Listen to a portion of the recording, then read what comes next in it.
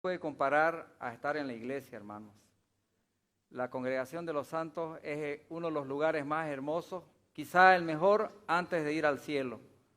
Porque en esta tierra, hermanos, uno va, qué sé yo, a lugares bonitos, especiales, a gastar su dinero, a un supermercado, a distraerse. Pero estar acá en la casa del Señor tiene un significado muy especial. Amén. Es algo muy hermoso, algo que estaba deseando de todo corazón que ya se pueda dar esta ocasión de tener los cultos. Bien, vamos a ir a la palabra. Busque por favor Mateo 4, el Evangelio de Mateo. Seguimos con la serie de estudios sobre Mateo. Mientras usted está buscando Mateo 4, quiero hacer una referencia a una película llamada El hombre de la máscara de hierro. Quizá usted la vio, esa película, hace unos años la dieron. Es una película que tiene que ver con el tema de la identidad.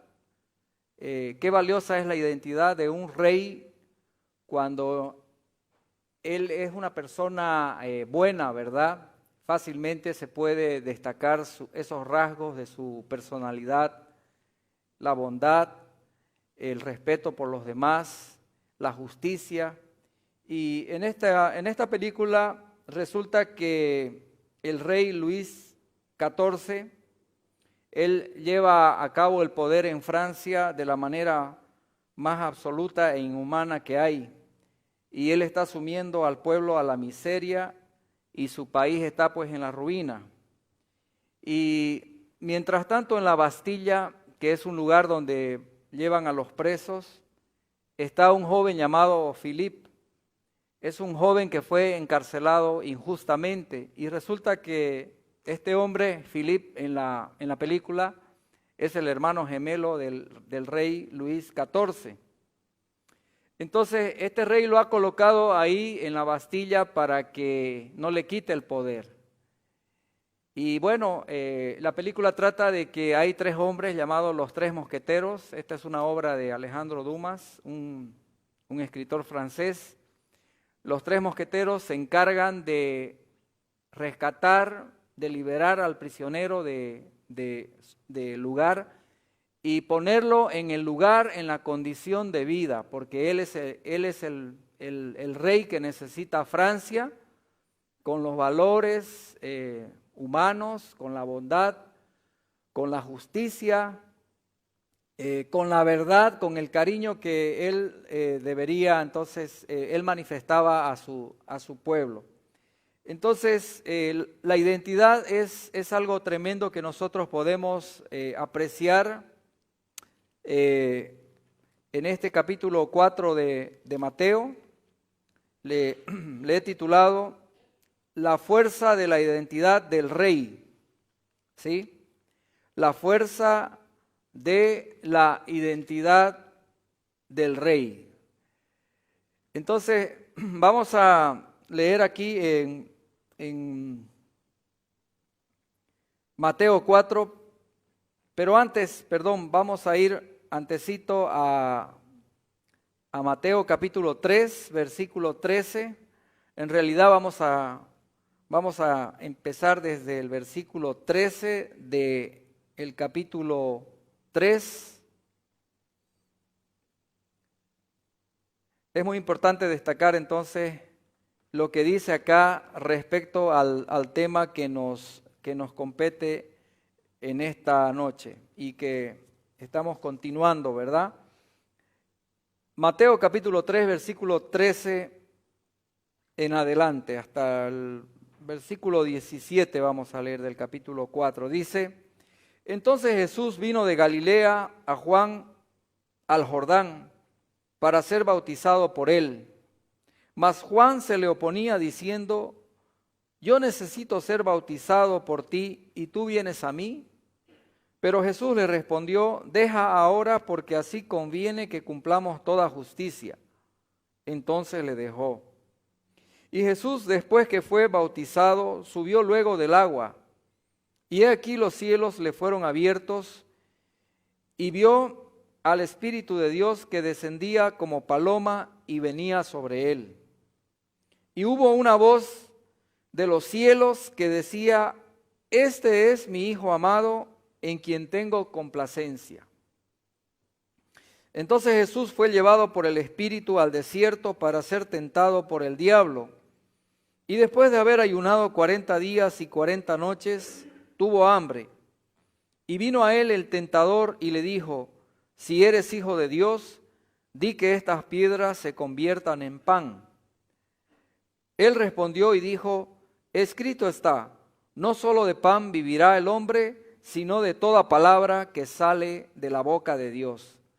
Entonces el diablo le llevó a la santa ciudad y le puso sobre el pináculo del templo y le dijo: Si eres hijo de Dios, échate abajo, porque escrito está: a sus ángeles mandará acerca de ti, y en sus manos te sostendrán para que no tropieces con pie en piedra. Jesús le dijo: Escrito está también: no tentarás al Señor tu Dios. Otra vez le llevó el diablo a un monte muy alto y le mostró todos los reinos del mundo y la gloria de ellos, y le dijo: Todo esto te daré si postrado me adorares. Entonces Jesús le dijo: Vete, Satanás, porque escrito está: Al Señor tu Dios adorarás y a Él solo servirás. El diablo entonces le dejó, y he aquí vinieron ángeles y le servían. Cuando Jesús oyó que Juan estaba preso, volvió a Galilea, y dejando a Nazaret vino y habitó en Capernaum, ciudad marítima en la región de Zabulón y de Neftalí, para que se cumpliese lo dicho por el profeta Isaías, cuando dijo: Tierra de Zabulón y tierra de Neftalí, camino del mar al otro lado del Jordán, Galilea de los gentiles. El pueblo asentado en tinieblas vio gran luz, y a los asentados en región de sombra de muerte, luz les resplandeció. Desde entonces comenzó Jesús a predicar y a decir: Arrepentíos, porque el reino de los cielos se ha acercado. La fuerza de la identidad del Hijo.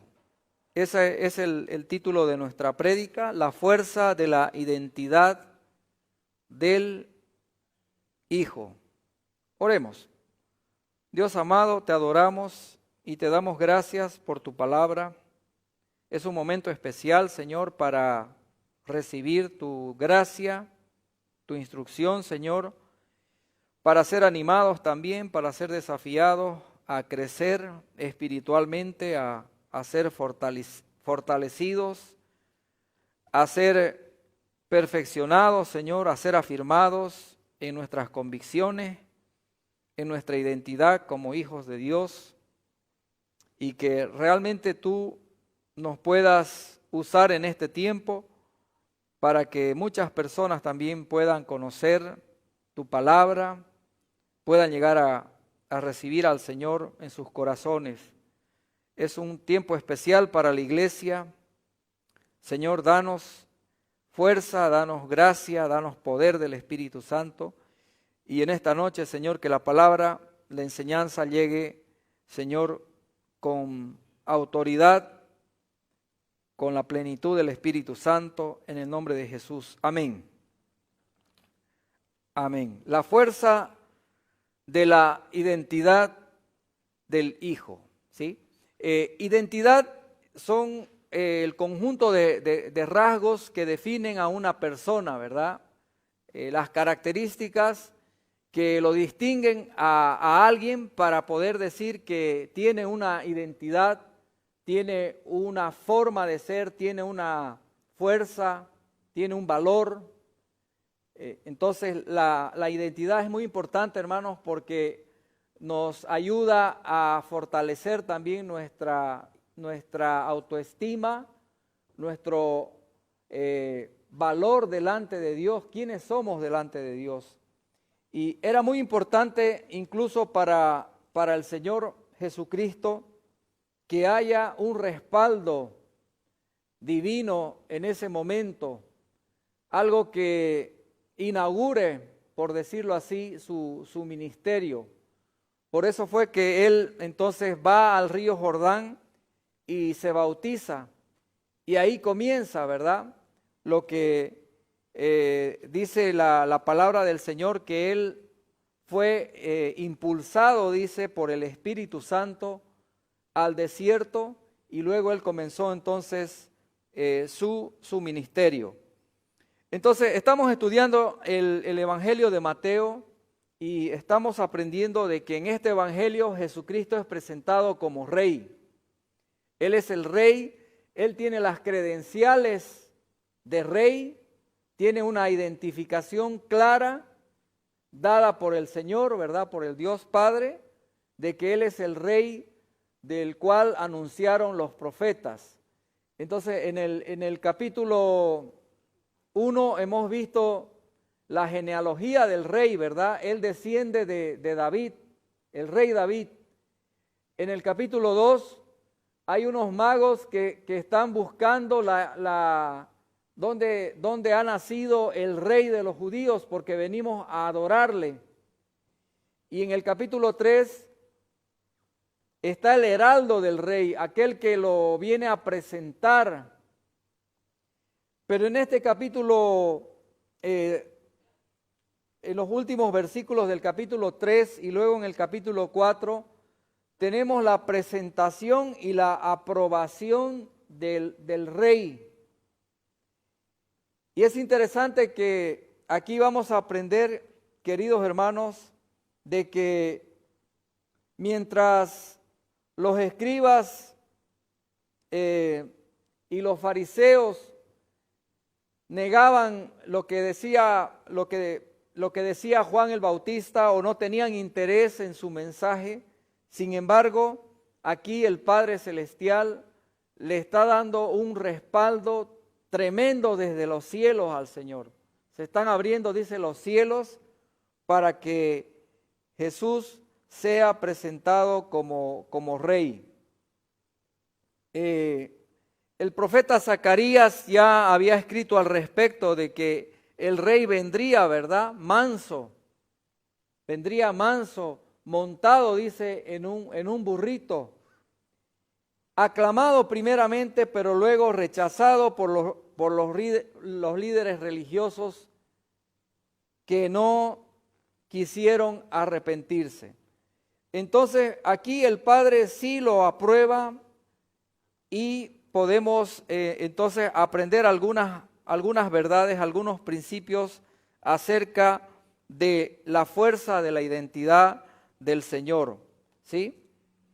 Entonces, ¿dónde reside la fuerza de la identidad del Rey, del Señor Jesús? En primer lugar, se establece en el bautismo. Y quisiera que usted me pueda seguir ahí en los versículos 13. Dice, entonces Jesús vino de Galilea a Juan al Jordán para ser bautizado por él. Mas Juan se le oponía diciendo, yo necesito ser bautizado por ti y tú vienes a mí. Pero Jesús le respondió, deja ahora porque así conviene que cumplamos toda justicia. Entonces le dejó. Aquí vemos de que el Señor Jesús se acerca ahí al río Jordán donde está Juan el Bautista. Él toma la iniciativa para ser bautizado. Y la pregunta que alguna vez usted se ha hecho, o quizá en este momento usted al leer esto se está preguntando, ¿por qué Jesús tenía que bautizarse? Si él no tenía pecado. La palabra de Dios dice de que no se halló pecado en él, ni engaño en su boca. Él era el Hijo de Dios. ¿Por qué se tuvo que bautizar? Bueno, la explicación es de que él se está identificando con el ser humano. Está siendo parte de la raza humana, compartiendo sus sufrimientos, sus luchas, sus inquietudes. Él se está haciendo en ese momento uno más de aquellas personas que están buscando realmente a Dios. Él tenía que dar un ejemplo de que hay que acudir a Dios, hay que salir de las ciudades para ir al desierto y encontrarse con Dios. Entonces Él hizo eso para que la gente también pueda identificarse con Él, de que Él es alguien que está buscando a Dios, que tiene la iniciativa, pero también hay un elemento de obediencia. Si bien Él no tenía pecado, sin embargo, en ese momento Juan estaba convocando al bautismo, al arrepentimiento, a la conversión. Si usted quiere, estaba llamando a un cambio de vida. Y el Señor Jesús no podía mantenerse indiferente de eso, ¿verdad? No podía desacreditar el ministerio de Juan. Era un momento para apoyarlo, ¿verdad? Por eso es que él entonces está ahí delante de Juan el Bautista para hacer justicia, ¿sí? Otro elemento importante que debemos reconocer es que en el bautismo dice que en ese momento los cielos fueron abiertos y el Espíritu Santo, dice, el Espíritu de Dios vino en forma de paloma, dice, y descendió sobre él. Entonces era muy importante. Imaginen la escena, se abren los cielos, ¿sí?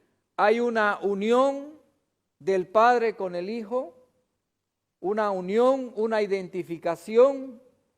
Es un momento realmente fundamental en la vida del Señor. Y permítame decirle de que cuando un cristiano se convierte, sabemos de que la palabra de Dios dice que somos salvos por fe y no por obras. Efesios 2:8 dice, porque por gracia sois salvos por medio de la fe, y esto no de vosotros, dice, pues es don de Dios, no por obras para que nadie se gloríe. Sabemos de que la conversión, la salvación es por medio de la fe, pero los hijos son obedientes, ¿verdad? Los hijos de Dios, los que creen, obedecen. Y es muy importante, hermanos, que las personas que están aquí presentes, que quizá no se han bautizado, ahora puedan entender de que una vez que uno recibe al Señor, se convierte al Señor Jesucristo, tiene que bautizarse. Romanos 6, verso 2, está hablando del bautismo como identificación. En realidad, este pasaje de Romanos 6, aunque no hace mención al agua, sin embargo, menciona la palabra bautismo. Y cuando vamos a la palabra de Dios y estudiamos un poco más a fondo, vemos de que el bautismo es un rito inicial, es un acto de limpieza, de purificación representado por el agua. Y lo practicaban los prosélitos judíos. Y el cristianismo también lo adoptó, vamos a decir, como una forma de aquellos que se convertían al Señor Jesús. Entonces leemos ahí en Romanos 6:2, 6:3, perdón, Romanos 6:3 dice, ¿no sabéis que todos los que hemos sido bautizados en Cristo Jesús, hemos sido bautizados en su muerte? Porque somos sepultados juntamente con Él para muerte por el bautismo, a fin de que como Cristo resucitó de los muertos por la gloria del Padre, así también nosotros andemos en vida nueva.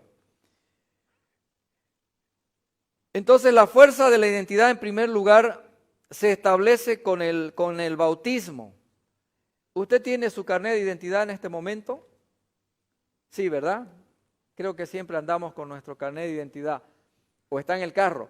Pero lo cierto es que el carnet de identidad es lo que te da la facultad de ser un ciudadano que puede emitir su voto, puede hacer transacciones económicas, documentaciones, etcétera. O sea, te da la identidad de que eres boliviano, de que eres de esta parte del mundo, ¿sí?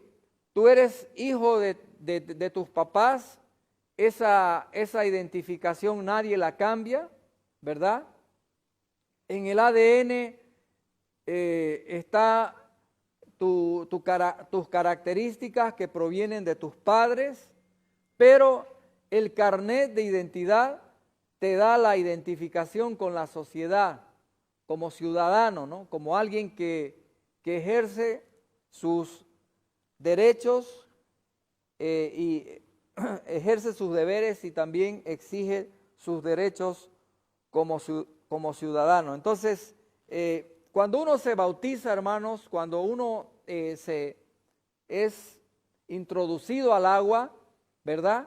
Ocurre en ese momento de que tú estás declarando públicamente de que eres un hijo de Dios, que la obra que Cristo ha hecho en tu corazón, el cambio, la transformación, el reconocer que eres pecador y que necesitas a Cristo y que lo has aceptado por fe, ¿verdad?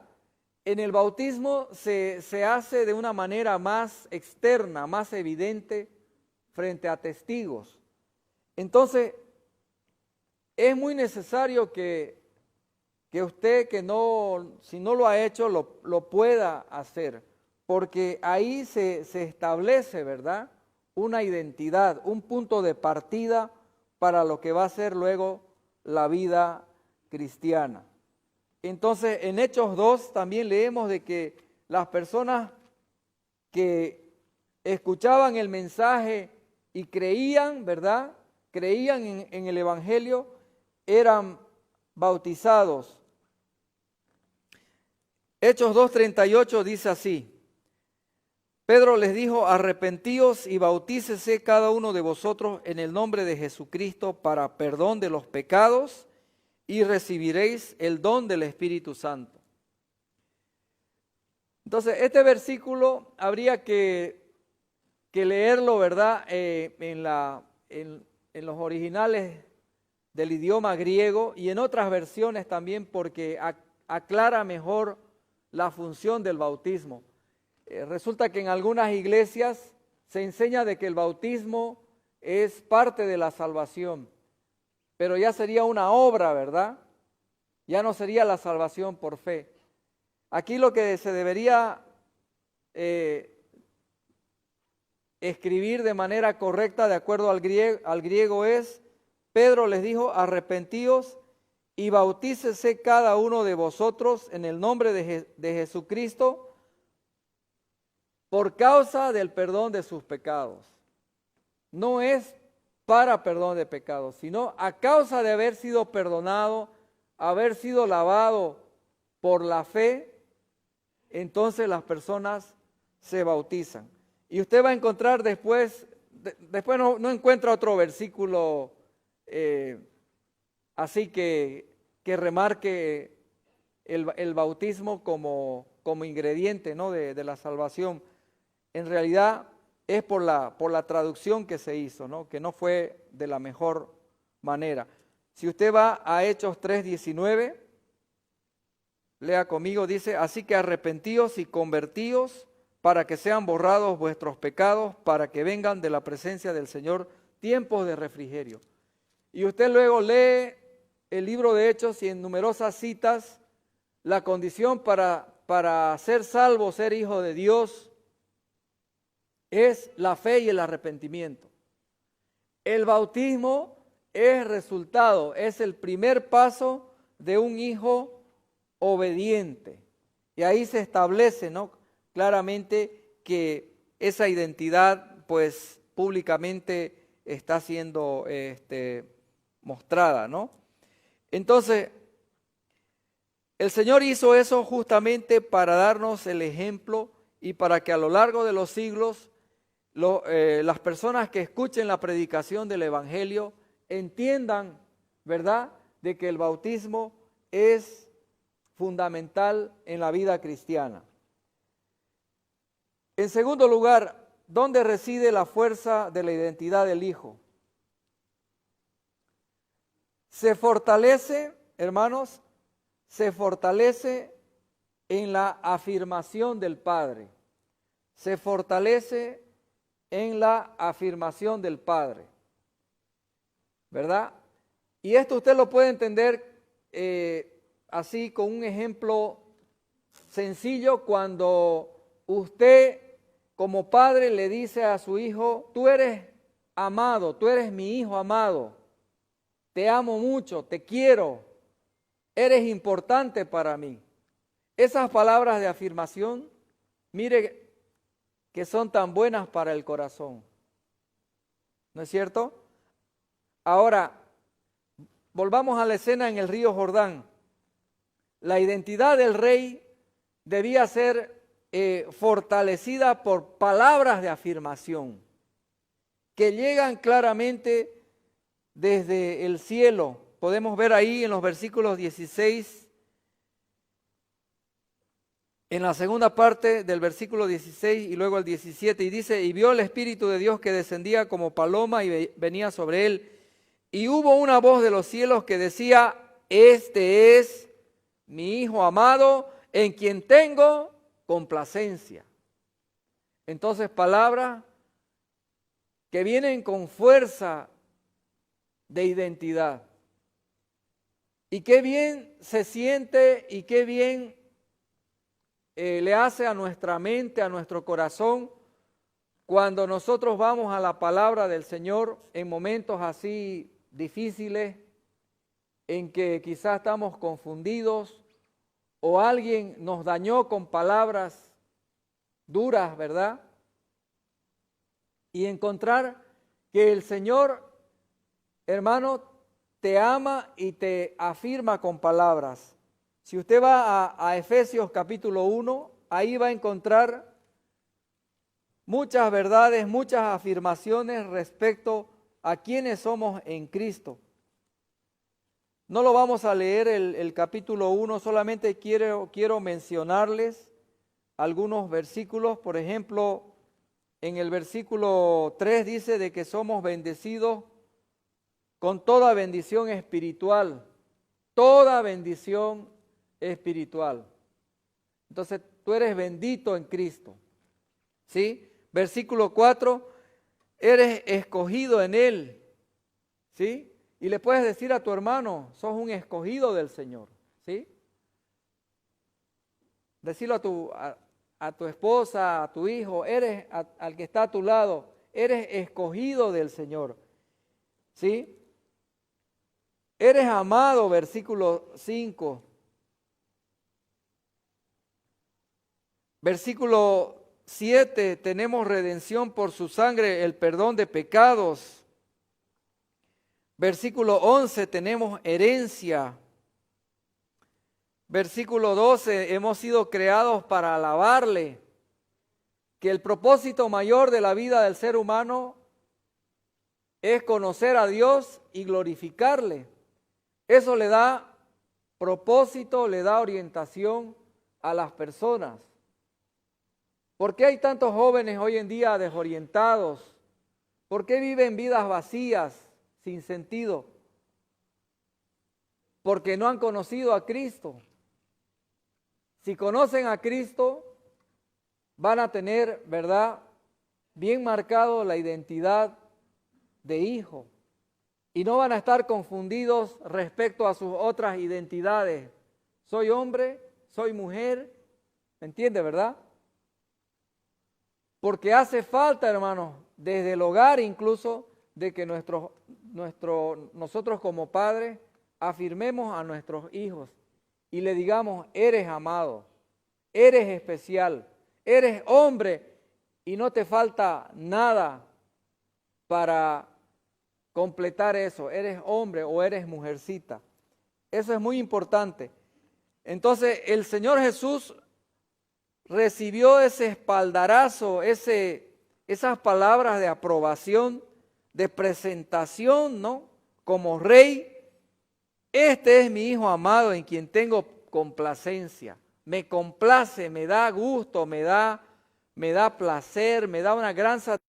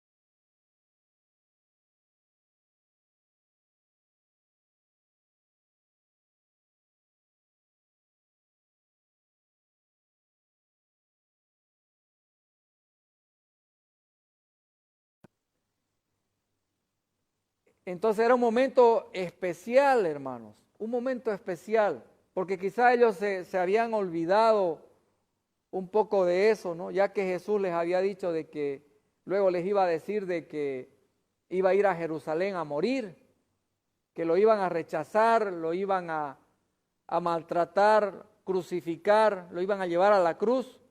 Necesitaban ellos tener esa confianza de que Él es el Hijo amado de Dios.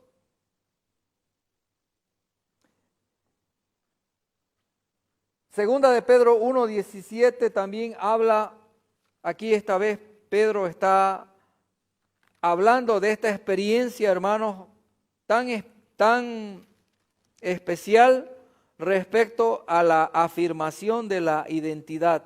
Segunda de Pedro, capítulo 1, versículo 17, pero pues cuando él recibió de Dios Padre honra y gloria, le fue enviada desde la magnífica gloria una voz que decía, este es mi Hijo amado, en el cual tengo complacencia. Y nosotros oímos esta voz enviada del cielo cuando estábamos con él en el Monte Santo.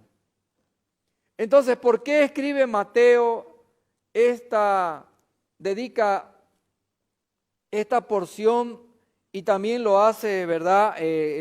Marcos y Lucas? Porque era importante, hermanos, para que los judíos reconozcan de que aquí está su Mesías y él tiene las credenciales, tiene los papeles, el certificado de bautismo, el carnet de identidad, toda la documentación, incluso de sus antepasados, para que prevalezca, hermano, esa fortaleza de la identidad del Señor en el pueblo judío y de que Él era el Mesías prometido. Por supuesto, una gran masa del pueblo no lo aceptó al Señor. La clase religiosa, política lo rechazó, pero hubo personas que sí lo aceptaron como el Mesías, como el Rey, como aquel que cumplía perfectamente las profecías mesiánicas. Entonces, hermanos queridos, algo que llama la atención en este pasaje también, si usted lo puede observar, es que dice que hubo una voz de los cielos. Y, amado hermano, yo quiero decirle de que quizá usted en algún momento le ha pedido al Señor, Señor, yo quiero oír tu voz. Quisiera tener esa experiencia que ellos tuvieron porque ahora no te escucho. No sé si usted le ha preguntado así al Señor. Usted quisiera oír la voz de Dios. Pero ¿sabe qué? El Señor en algún momento le va a hacer oír la voz, pero va a ser una excepción de una en 1000.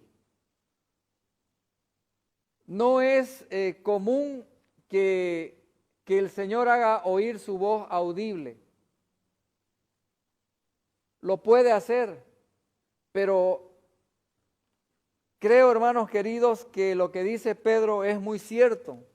En segunda de Pedro, para aquellos de nosotros que estamos deseosos de tener experiencias emocionales y querer oír la voz de Dios de manera audible. Mire lo que dice Pedro, después de que él escribe de que habían visto a la majestad del Señor, la voz del Padre que decía,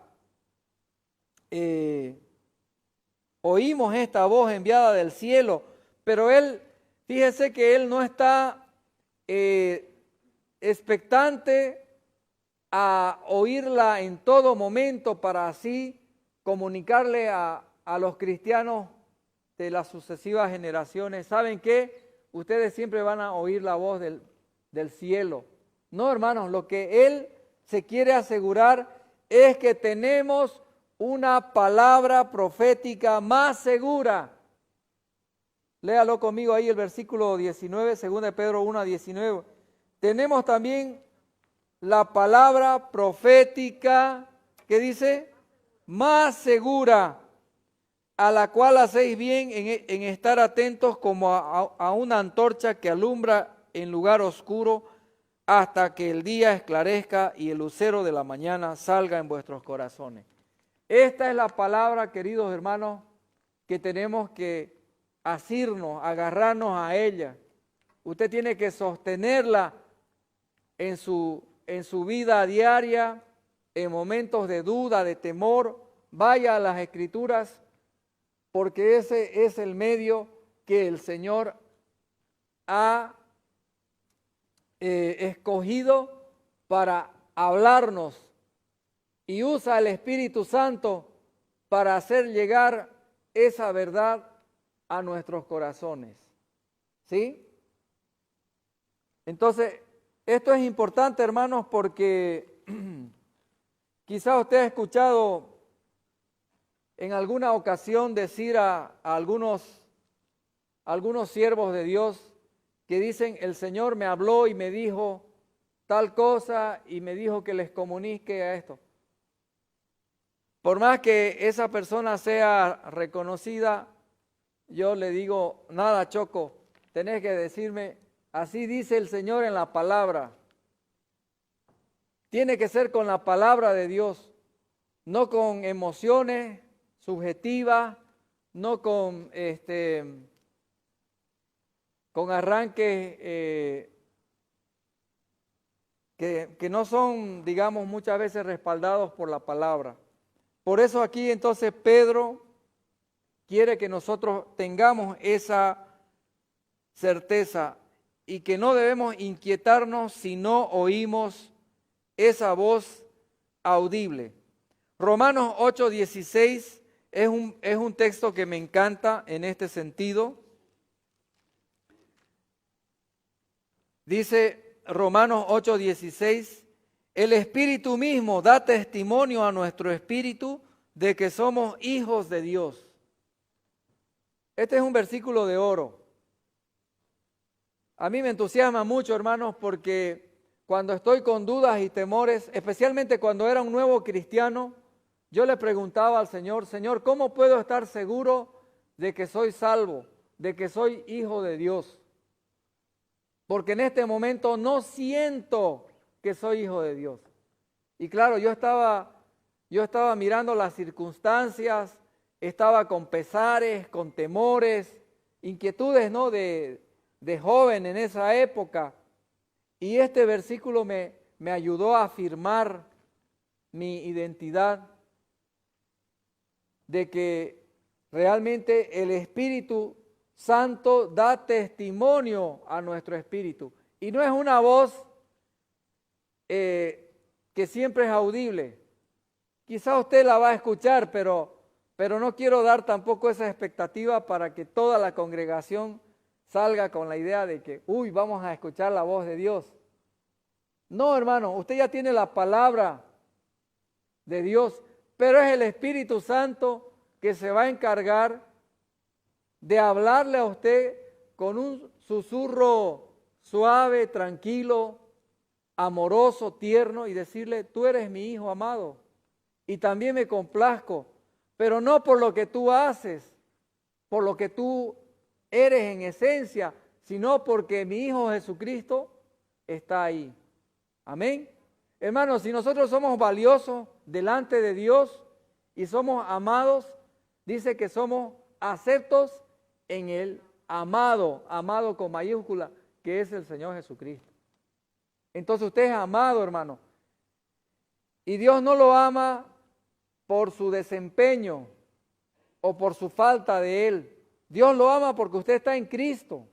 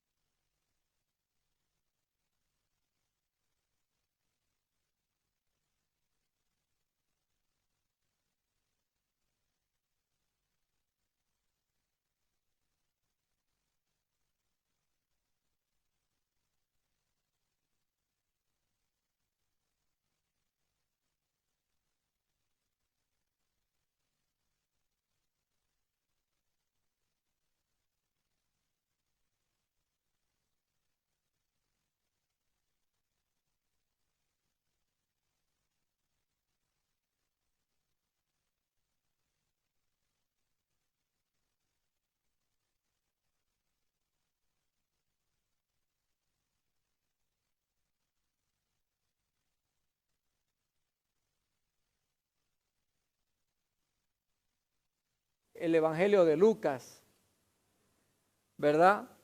Marcos también registra la tentación. Luego del bautismo y de la afirmación, entonces el Señor también dice, bueno, vamos a ser guiados al desierto. Y hermano, es así la vida, así es la vida cristiana. Usted comienza feliz, ¿no es cierto?, lleno de gozo. Usted quiere hablarle a Cristo a todas las personas, quiere estar sirviéndole en la obra, pero luego vienen los problemas, ¿no? Y algunos se desaniman y dicen, pero ¿cómo? Si yo soy hijo de Dios y ya me vino esto, dicen, ¿no? Pero se va a afirmar tu identidad, hermanos, y el Señor Jesucristo nos da el ejemplo con el uso de la palabra frente a la tentación, ¿sí? Entonces ahí aparece en escena Satanás. Y subraya usted las veces que se repite, si eres hijo de Dios. Nótelo usted, ahí una y otra vez le dice eso el tentador. Versículo 3, si eres hijo de Dios. Versículo 6, si eres hijo de Dios. versículo 8 y 9, entonces le dice, bueno, estoy convencido, eres hijo de Dios, pero ¿qué tal si te doy todos los reinos del mundo y la gloria de ellos? Todo esto te daré si postrado me adorares. ¿Sí? Ahora, en Lucas es más revelador, ¿no? Porque le dice, porque estos reinos me han sido entregados a mí y se los doy a quien quiero. Oiga, entonces ser político, permítame decirle que es de mucho cuidado, meterse en la política. ¿Sí? Hago un paréntesis nomás acá porque yo estoy convencido, hermanos, personalmente y también por la palabra, de que los cristianos tenemos que ser asesores, tenemos que estar de lado, tenemos que estar de cerquita y luego alejarnos de alguien que es político, pero siempre para decirle, gobierna con justicia, sigue los principios del Señor.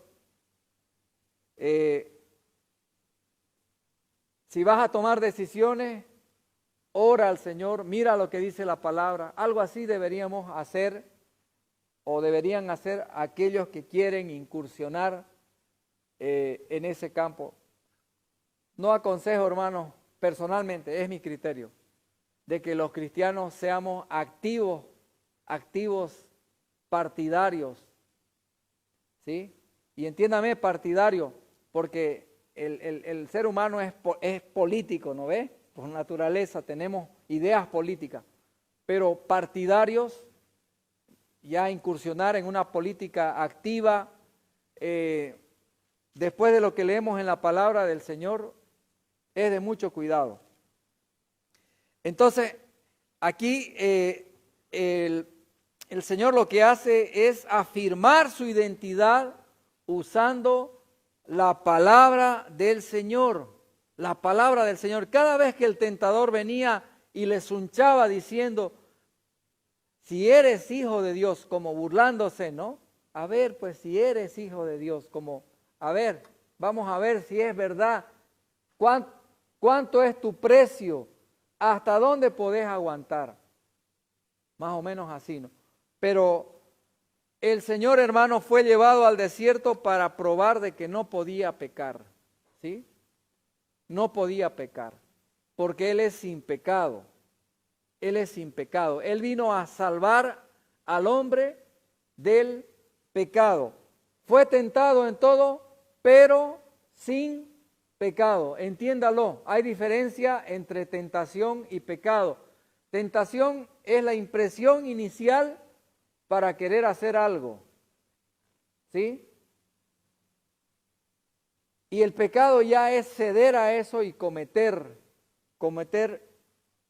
algo en contra de la palabra del Señor. Entonces, aquí lo que hizo el Señor fue repeler toda insinuación con la palabra del Señor. Note usted, vayamos ahí a Mateo capítulo 4. Y vino el tentador, versículo desde el 1. Entonces Jesús fue llevado por el desierto, por el Espíritu al desierto para ser tentado por el diablo, y después de haber ayunado 40 días y 40 noches tuvo hambre, y vino a él el tentador y le dijo, si eres hijo de Dios, di que estas piedras se conviertan en pan. Verso 4, él respondió y dijo, escrito está. Subraya esa palabra, escrito está. Y cada vez que el diablo venía, si eres hijo de Dios, entonces, ¿qué hacía el Señor? Respondía con la palabra del Señor. De manera práctica, hermanos, y quizás esto que le voy a decir le va a incomodar, o le pregunto, ¿usted memoriza la palabra de Dios? ¿Tiene versículos que ha aprendido de memoria, aparte de Filipenses 4:13? ¿Conoce algún versículo de memoria? Pues es tiempo de memorizar la palabra del Señor. ¿Sí? El problema es que ahora tenemos saturado nuestro celular de versículos bíblicos, ¿no? Pero los leemos a la carrera. ¿Sabe qué es mejor? Anotar un versículo en una tarjetita, en un cartoncito, y usted lo va leyendo. ¿Sí? Entonces, aprenda a discernir, a dejar de lado muchas cosas que sí son importantes, pero esto de memorizar la palabra del Señor, hermanos, es cuestión de que realmente nuestra vida espiritual esté saludable, esté fortalecida. Y usted lo va a comprobar como lo he hecho en mi vida, cómo la palabra de Dios viene en su momento, ¿verdad? Cuando uno está afligido, necesitado. Salmo 40, 17. Aunque afligido yo y necesitado, Jehová pensará en mí. Dios mío, no te tardes. Apresúrate a socorrerme. Entonces, son versículos que usted tiene que aprender. Aprenda a memorizar, a meditar en la palabra del Señor. Tomad la espada, dice Efesios 6, 16. Sobre todo dice, tomad la espada para hacerle frente, ¿no?, al enemigo. La espada es la palabra del Señor. Amén. También dice que tenemos que tomar dentro de esa armadura, hay dos acciones interesantes. Una es tomar el escudo de la fe. Ahí está. El versículo 16. Sobre todo, tomad el escudo de la fe con que podáis apagar todos los dardos de fuego del maligno. El escudo de la fe. ¿Sí? El escudo de la fe. El escudo de la fe es parte de esa actitud cristiana que uno tiene cuando está recibiendo, hermanos, a veces dudas, temores. Hoy en día, por ejemplo, hay mucho temor, incertidumbre, ¿no?, respecto a lo que va a pasar con el nuevo gobierno. Pero, hermano, usted no se tiene que dejar desalentar. Tome la palabra de Dios. Los dardos del enemigo son desánimo, desaliento, dudas, ¿sí?, temores, incertidumbre. Entonces usted tome la palabra del Señor. Versículo 17 dice, tomad el yelmo de la salvación y la espada del Espíritu, que es la palabra de Dios. Amén. La palabra de Dios. Eso hizo el Señor Jesús. Eso debemos hacer nosotros, hermanos. Si somos hijos de Dios, vamos a afirmar nuestra identidad como hijos de Dios usando la palabra del Señor. Finalmente, hermanos, nuestra identidad como hijos de Dios se perfecciona en la victoria sobre las aflicciones. Nuestra identidad como hijos de Dios se perfecciona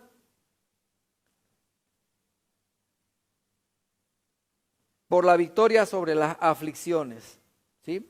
Vea usted de que el Señor tuvo hambre, tuvo sed, experimentó soledad porque fue llevado, dice, al desierto. En el desierto hay soledad.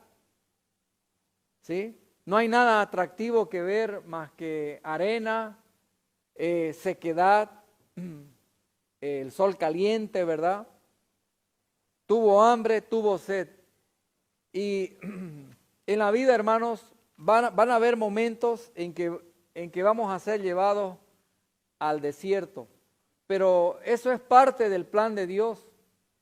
Todo hijo verdadero del Señor va a ser llevado al desierto. Si usted todavía no fue llevado, va a ser llevado. Porque eso tiene que probar también de que usted es un hijo de Dios. Amén. Entonces,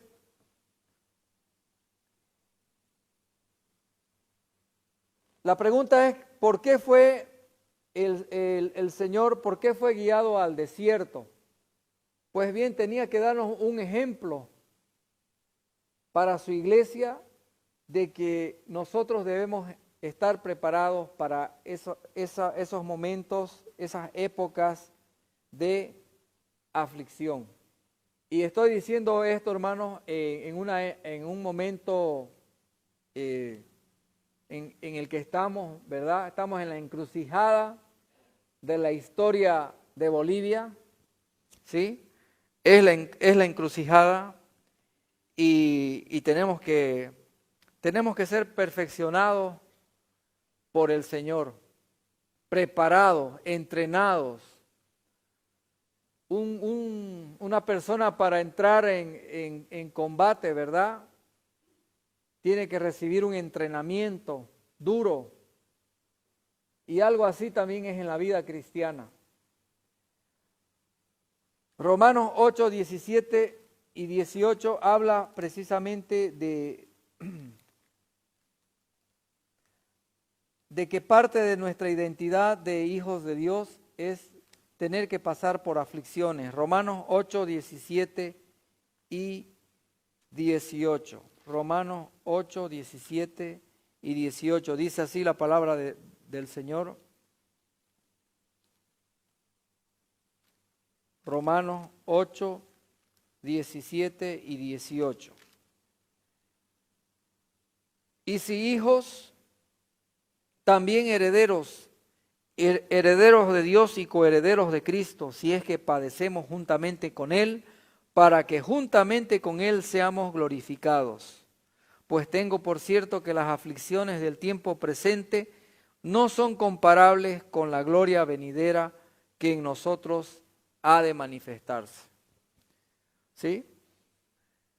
Aflicciones del tiempo presente. Subraye eso, porque usted puede mencionar algunas en su mente en este momento. Pandemia,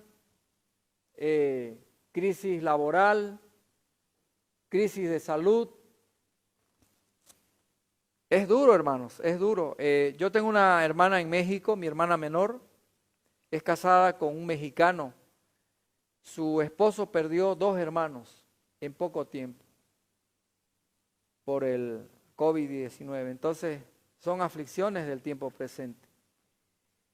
Y lo curioso de esto que les cuento, hermanos, es que ella hacía más o menos unas 2 semanas que se había convertido al Señor ya de verdad. Me dijo, Eric, ahora ya te entiendo, me dijo, todo lo que me hablabas desde niña. Yo no podía entender tu forma de vida, cómo tú hablabas del Señor, tu entusiasmo por las cosas de Dios, de leer la Biblia, de orar, de evangelizar, de discipular. Y todas esas cosas en las que estabas metido, me decía ella, pero ahora ya lo entiendo y es un gozo indescriptible. El Señor realmente me habló y sé que soy cristiana, soy salva. A las 2 semanas ocurrió eso y una prueba dura, pero ella la está superando, porque le he dicho de que tenemos que pasar por esas aflicciones, son parte de nuestra identidad cristiana. El Señor pasó, el Señor con este ejemplo de Mateo 3 y 4, hermanos, nos está trazando una agenda, un rumbo de vida para que nosotros estemos preparados para la tarea que tenemos por delante. Acuérdese que luego dice la palabra del Señor, cuando seguimos leyendo ahí en Mateo 4, de que el Señor comenzó su ministerio, ¿sí? Comenzó su ministerio en un escenario bastante deprimente, porque dice que el pueblo asentado, dice, en región de muerte, dice, ¿no? El pueblo que estaba asentado en región de muerte, de soledad, de tiniebla, hombres perdidos, hogares destruidos, gente sin Dios, gente sin ley. Entonces, Él tenía que pasar por todo eso para luego ir a todas esas personas y decirles: arrepentidos, porque el reino de los cielos se ha acercado. Amén. Y creo que a eso el Señor nos está dirigiendo, hermanos, como iglesia. Y tenemos que meterlo bien en la cabeza. No podemos ser más personas pasivas. No podemos más ya seguir calentando el asiento, hermano. Creo que es tiempo en que debemos todos comenzar a compartir de Jesús y decirle a las personas: ¿sabes qué? Es tiempo de convertirse al Señor. Háblele del Señor Jesucristo, de su muerte, sepultura, resurrección, que Él cambia la vida. Ese es el Evangelio, no mencione nada más. Y dígale: hay que arrepentirse, hay que cambiar de vida, hay que dejar el pecado. Hágalo. Lo hice hace unos días con unas señoras vecinas que andaban así nerviosas, una crisis nerviosa por todo lo que está pasando. Y otras personas hablaban de Soros. Soros, el cucu, Soros, ¡ay, Soros! Yo decía: ¿sabe qué? Cristo está por encima de Soros y de todo, y de toda fuerza maligna. Cristo es superior. Entonces tenemos que hablar de Él, hermanos. Amén. Entonces ahí reside nuestra identidad, nuestra fuerza, hermano, como lo hizo el Señor Jesús. ¿Sí? Se establece en el bautismo, se afirma con las palabras de afirmación del Señor. Se fortalece en la afirmación del Padre, se afirma con el uso de la palabra y se perfecciona en las aflicciones. Gloria al Señor. Amén. Que quede grabada en su corazón esta palabra y vamos a orar. Póngase de pie, por favor. Vamos a orar para irnos a casita.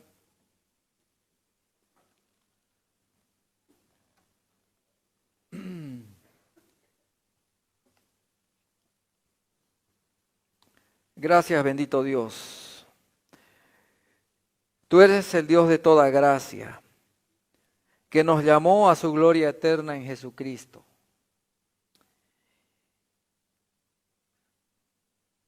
Te adoramos, Señor, y te glorificamos. Te damos gracias porque hay cosas que no entendemos, Señor, y quizás nos fatigamos, nos impacientamos, Señor. Perdemos la cordura quizá. Y nuestra duda empieza a aparecer, Señor. Pero este es un tiempo, Señor, para que tú nos puedas establecer, nos puedas fortalecer, nos puedas afirmar, nos puedas perfeccionar, Señor. Ayúdanos, Padre. Ayúdanos y prepáranos con esto para que podamos llevar tu mensaje, Señor, a un mundo perdido, a una sociedad, Señor, que está debilitada, que está enferma, que está en apuros. Bendice a tu iglesia, Señor, y derrama poder del Espíritu Santo para enseñar, para guiar, para aconsejar. En primer lugar, en nuestras casas, a nuestros hijos, a nuestra parentela, a nuestros vecinos. Ayúdanos, Señor. Bendice a mi hermano.